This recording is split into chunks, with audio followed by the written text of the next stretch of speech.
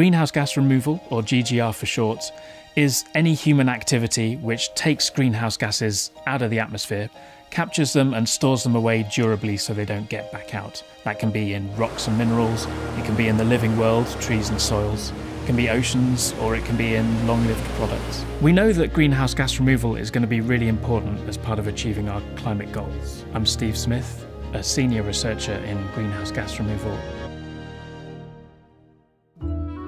The Greenhouse Gas Removal Demonstrators project is funded by UKRI, the UK Research Councils. It's a 5-year project aimed at trialling and developing different ways to capture carbon dioxide back out of the atmosphere and store it away.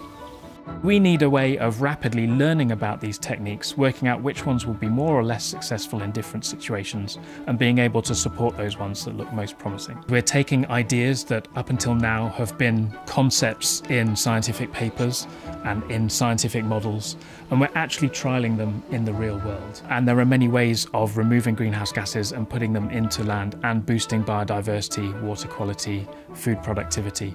We're testing 5 different methods for greenhouse gas removal in this programme. This is pioneering research. As we learn about how these different removal methods work in the real world, that's crucial information for us to feed back into our scientific models to provide better data and better advice.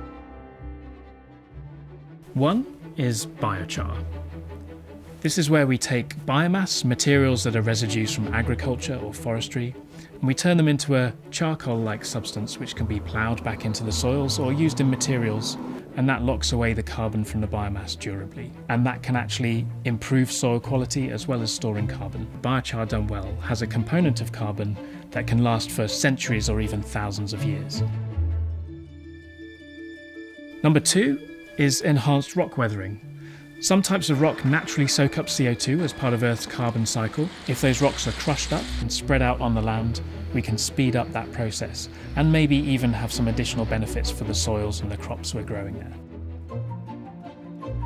Number 3 is perennial biomass crops, crops that grow for more than a year and can grow quite large. These are crops like miscanthus and coppice willow, which have roots that stay for several years underground and lock away carbon. And also we can use the above ground carbon, the biomass that's grown, for electricity or heat generation. And if we capture the CO2 while they're making energy and store that away, that's a greenhouse gas removal process.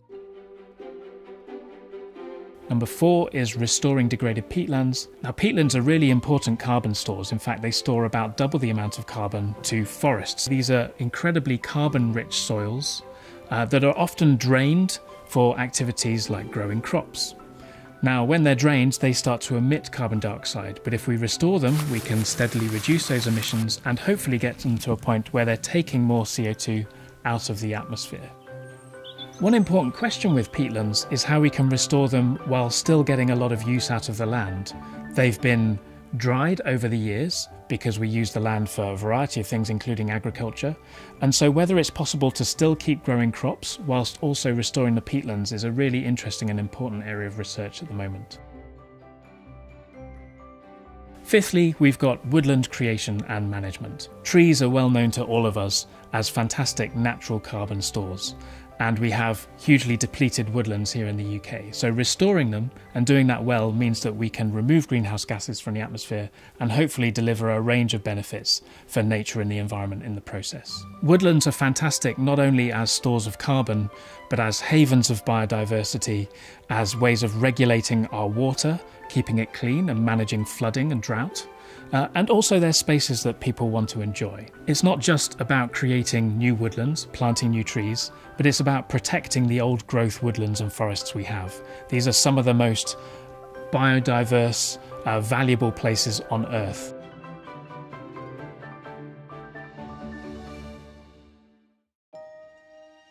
In order for these different methods to actually scale successfully, we want to know how much they can remove, how quickly, how effectively, any other emissions involved in the processes of doing this. One of the most exciting things to emerge in this programme is we're seeing the 5 demonstration projects actually work together and discover ways of co-deploying these removal methods together. So we're finding out that some of the biomass grown in the perennial biomass crops demonstrator can be used to make biochar.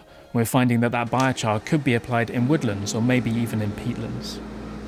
And that, I think, leads to some really interesting potential opportunities for how we scale these things better and more quickly. The methods we're looking at here in the UK all can be applied in different parts of the world more broadly. And actually, different parts of the world are going to have real advantages in different removal methods.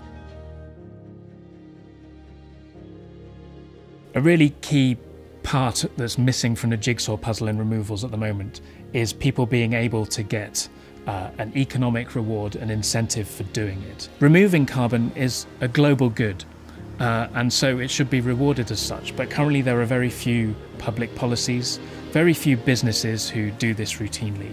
So we need to find ways of incentivizing people who can do removals to do it and do it well. So if we want people to be doing these things at scale, how are they going to make a viable living from this? How are companies going to make a profit?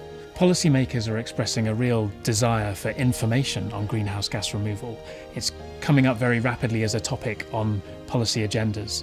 And so what we're doing here is providing reliable advice and information that will inform the strategies that countries and the world takes as we try to fix climate change. I think all of these approaches have some promise. There's no one silver bullet to fix this problem, but a lot of them are going to be especially well suited in particular contexts, particular locations with particular people and skills. We're discovering the challenges and the opportunities, and we're learning, getting a much richer picture about how to scale these and how to scale them well.